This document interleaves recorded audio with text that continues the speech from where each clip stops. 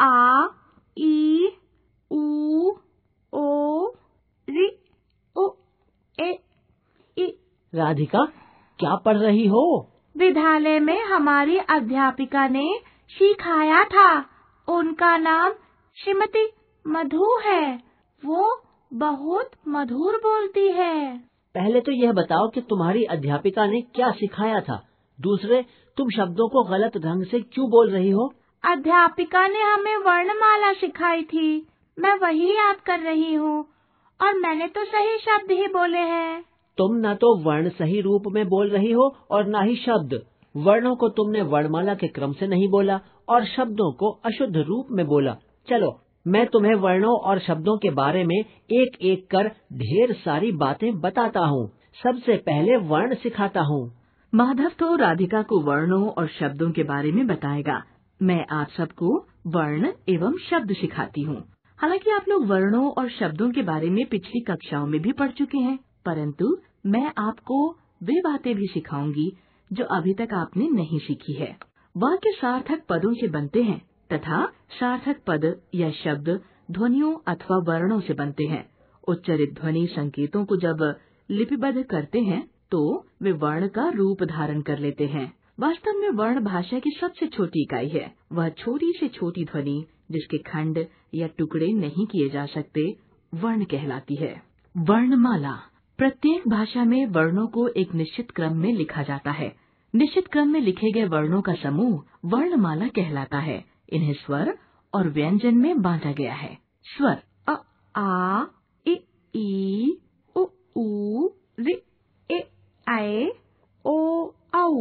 व्यंजन क, ख, ग, घ, अंग, च, छ, ज, झ, इय, ट, ठ, ड, ढ, ण, त, थ, द, ध, न, प, फ, ब, भ, म, य, र, ल, व, श, श, स, ह। हिंदी भाषा में इन स्वर व व्यंजन वर्णों के अतिरिक्त कुछ अन्य वर्ण भी प्रयुक्त होते हैं। ये इस प्रकार हैं। अंग्रेजी के कई शब्द हिंदी में ग्रहण कर लिए गए हैं। इनमें से कुछ शब्दों में आ और औ के बीच की ध्वनि उच्चारित होती है।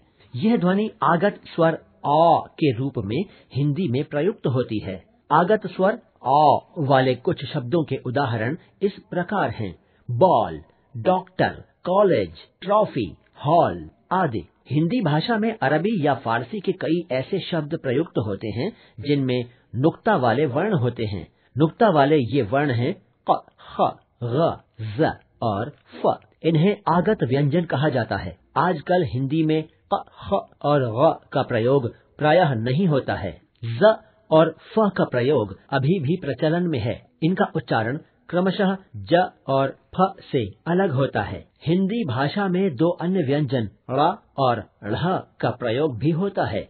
ये क्रमशः ड और ढ के ही विकसित रूप हैं, किंतु इनका उच्चारण ड और ढ से भिन्न होता है। स्वरों का वर्गीकरण उच्चारण और जाति के आधार पर किया जाता है। उच्चारण के समय के अनुसार स्वर तीन प्रकार के होते हैं: ह्रस्व स्वर, दीर्घ स्वर और प्लुत स्वर।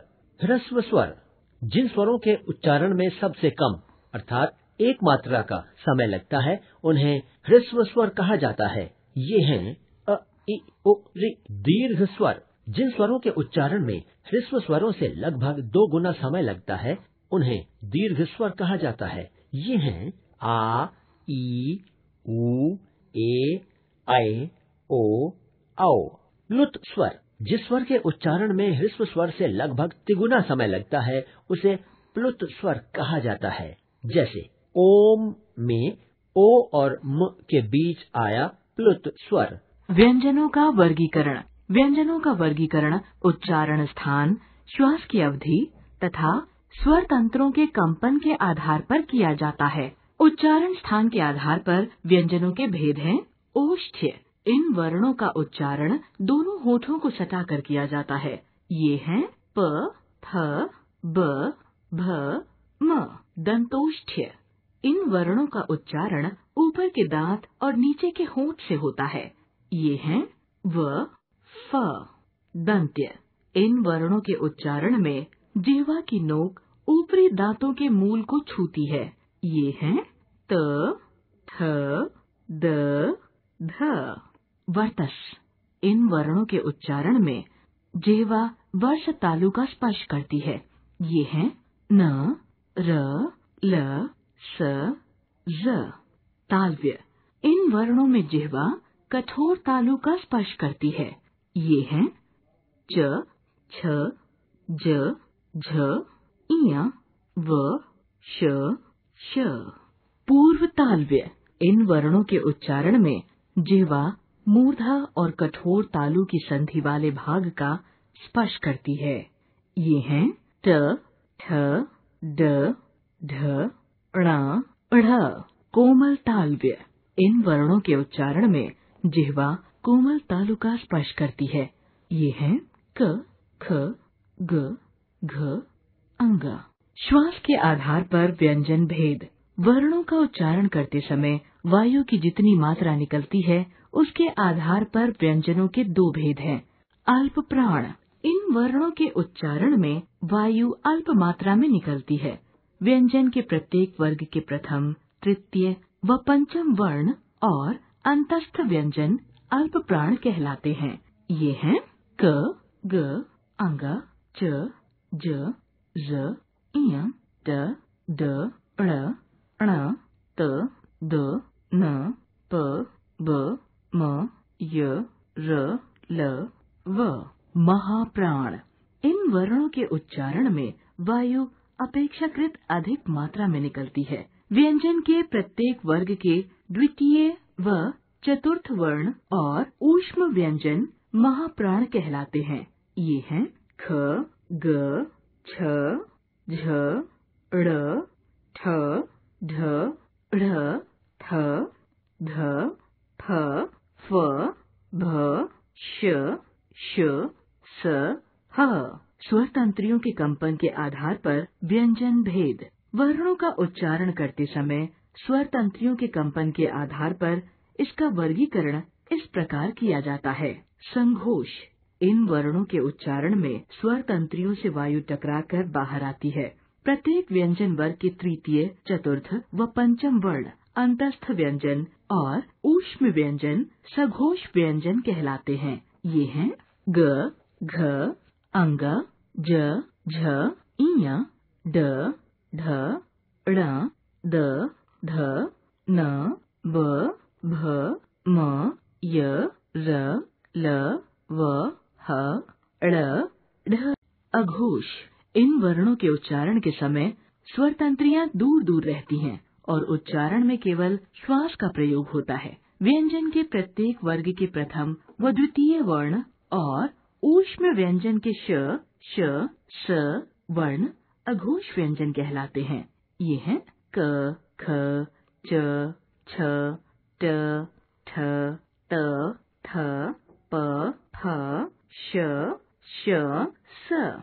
वर्ण विच्छेद। वर्ण विच्छेद का अर्थ है शब्दों में प्रयुक्त वर्णों को अलग अलग करना। ऐसा करते समय व्यंजनों को स्वर से अलग करके लिखा जाता है। वर्ण विच्छेद के कुछ उदाहरण इस प्रकार हैं। प्राचीन यानी प जमा र जमा आ जमा च जमा ई जमा न जमा अ अर्थात प्राचीन। कृष्ण अर्थात क जमा रि जमा श जमा ण जमा अ। विद्यालय व जमा इ जमा द जमा य जमा आ जमा ल जमा अ जमा य जमा अ। व्यवहार व जमा य जमा अ जमा व जमा अ जमा ह जमा आ जमा र जमा। वाह राधिका, तुम्हारे भैया ने तो तुम्हें वर्णों से जुड़ी सभी बातें सिखा दी। बच्चों, तुम भी अगर राधिका की तरह मेहनत करोगे तो वर्णों के बारे में सभी बातें जान लोगे। आज मैं तुम्हें शब्दों और उनके प्रकारों से परिचित करवाऊंगी। राधिका की अध्यापिका उन्हें शब्दों के बारे में बता रही हैं। वह आप सबको मैं समझाती हूँ। निश्चित अर्थ को दर्शाने वाले वर्ण समूह शब्द कहलाते हैं। शब्दों में निश्चित बातें पाई जाती हैं। शब्द वर्णों से मिलकर बनता है उसका अपना एक निश्चित अर्थ होता है। हर शब्द का अपना स्वतंत्र अस्तित्व होता है। शब्द और पद। प्रत्येक स्वतंत्र सार्थक वर्ण समूह शब्द कहलाता है। शब्द जब वाक्य में प्रयुक्त होते हैं तब वे स्वतंत्र नहीं रहते। वाक्य में प्रयुक्त शब्द व्याकरण के नियमों यानी लिंग, वचन, कारक आदि में बंध जाते हैं और अपना रूप बदल लेते हैं। तब ये शब्द न रहकर पद बन जाते हैं। शब्दों के वर्गीकरण के निम्नलिखित आधार हैं: रचना के आधार पर, उत्पत्ति के आधार पर, अर्थ के आधार पर और व्याकरणिक प्रकार्य के आधार पर। रचना के आधार पर शब्दों को निम्नलिखित 3 भागों में बांटा जा सकता है: रूढ़, यौगिक और योग रूढ़। रूढ़ शब्द, जो शब्द अपने मूल रूप में एक ही अर्थ का वहन करते हैं, रूढ़ शब्द कहलाते हैं। इन शब्दों के टुकड़े नहीं होते और यदि टुकड़े किए जाएं तो उनका कोई अर्थ नहीं होता। जैसे पवन अर्थात प जमा व जमा न। यौगिक शब्द, ऐसे शब्द जो 2 या 2 से अधिक शब्दों के मेल से बने हों, वे यौगिक शब्द कहलाते हैं। इनके खंडों का भी अर्थ होता है। जैसे विद्या जमा आलय, रसोई जमा घर, पाठ जमा शाला, प्रधान जमा मंत्री। योग रूढ़ शब्द, 2 शब्दों के योग से बने वे शब्द जो किसी विशेष अर्थ के लिए प्रसिद्ध हों, योग रूढ़ शब्द कहलाते हैं। ये यौगिक होते हुए भी किसी विशेष अर्थ का बोध कराते हैं। जैसे गजानन, गज के समान आनन अर्थात गणेश। पंकज, पंख में उत्पन्न अर्थात कमल। हिमालय, हिम का आलय अर्थात पर्वत विशेष। उत्पत्ति के आधार पर शब्द के 5 भेद हैं: तत्सम, तद्भव, देशज, विदेशी और संकर। तत्सम शब्द, जो शब्द मूलतः संस्कृत के होते हैं किंतु उनका प्रयोग हिंदी में ज्यों का त्यों होता है, वे तत्सम शब्द कहलाते हैं। जैसे हस्त, घृत, स्वर्ण, अग्नि, सूर्य, मुख। तद्भव शब्द, संस्कृत के वे शब्द जो कुछ रूप परिवर्तन के साथ हिंदी में प्रचलित हैं, वे तद्भव शब्द कहलाते हैं। जैसे हाथ, घी, सोना, आग, सूरज, मुंह। कुछ तत्सम और तद्भव शब्द इस प्रकार हैं: आम्र, आम, सर्प, सांप, निद्रा, नींद, घोटक, घोड़ा, प्रस्तर, पत्थर, सूत्र, सूत, आश्चर्य, अचरज, कर्ण, कान, मित्र, मीत, भिक्षा, भीख, पत्र, पत्ता। देशज शब्द, वे शब्द जो क्षेत्रीय प्रभाव के कारण हिंदी में आ गए हैं, देशज शब्द कहलाते हैं। जैसे पेड़, झुग्गी, आटा, पगड़ी, लकड़ी, थैला। विदेशी शब्द, विदेशी भाषाओं के हजारों शब्द हिंदी में स्वाभाविक रूप से आए तथा हिंदी भाषा का अंग बन गए हैं। विदेशी भाषा से आए ये शब्द विदेशी शब्द कहलाते हैं। हिंदी भाषा में आए कुछ विदेशी शब्द निम्नलिखित हैं: अरबी शब्द, औरत, वकील, आदत, इनाम, इलाज, कलम, खत, कैदी, मकान, कानून। फारसी शब्द, दुकान, जमींदार, फौज, कागज, चश्मा, खर्च, अनार, नकल, बर्फ। तुर्की शब्द, चेचक, कालीन, बारूद, तोप, चम्मच, बंदूक, बहादुर, बेगम, चाकू, कुली। अंग्रेजी शब्द, doctor, school, master, button, box, machine, pencil, ticket, radio, pant.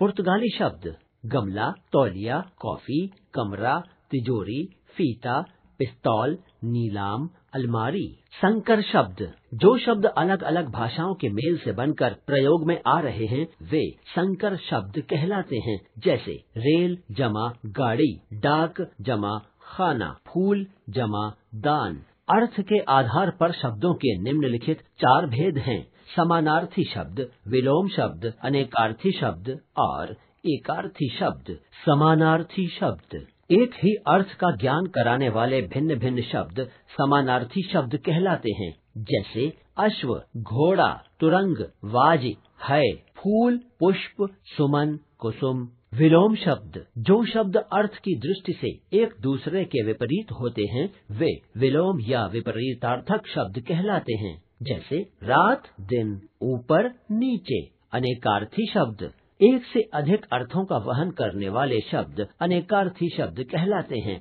जैसे जड़ अर्थात मूर्ख, वृक्ष का मूल, अचेतन, पत्र अर्थात पत्ता, चिट्ठी, पन्ना, समाचार पत्र, कर अर्थात हाथ, किरण, टैक्स, करना, क्रिया का आज्ञार्थक रूप, एकार्थी शब्द, जिन शब्दों के अर्थ में कभी किसी प्रकार का परिवर्तन नहीं होता तथा जिनका प्रयोग सदैव एक ही अर्थ में होता है, वे एकार्थी शब्द कहलाते हैं।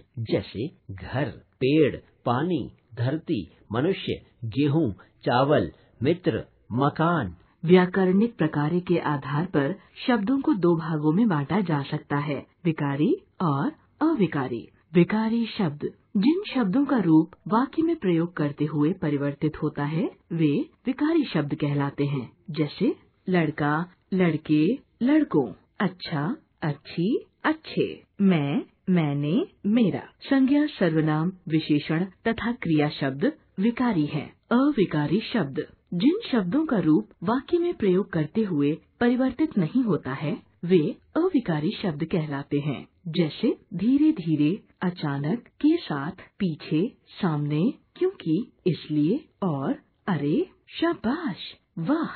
क्रिया विशेषण, संबंध बोधक, समुच्चय बोधक तथा विस्मयादि बोधक शब्द अविकारी हैं। अब तक हमने सीखा मात्रा के आधार पर स्वरों के भेद हैं, ह्रस्व और दीर्घ स्वर। प्रकृति के आधार पर स्वरों के भेद हैं, मूल स्वर और संयुक्त स्वर। उच्चारण स्थान के आधार पर व्यंजनों के 8 भेद हैं, अल्प प्राण और महाप्राण। श्वास के आधार पर व्यंजनों के भेद हैं, सघोष व्यंजन और अघोष व्यंजन स्वर तंत्रियों के कंपन के आधार पर बनते हैं। प्रयोग के आधार पर शब्दों के 2 भेद हैं, विकारी और अविकारी शब्द। स्रोत के आधार पर शब्दों को तत्सम, तद्भव, देशज और विदेशी में बांटा गया है। रचना के आधार पर मूल अर्थात रूढ़ एवं व्युत्पन्न शब्द अर्थात यौगिक और योग रूढ़ शब्दों को रखा गया है। अर्थ के आधार पर एकार्थी, अनेकार्थी, पर्यायवाची, विपरीतार्थक, श्रुति सम भिन्नार्थक एवं अनेक शब्दों के लिए एक शब्द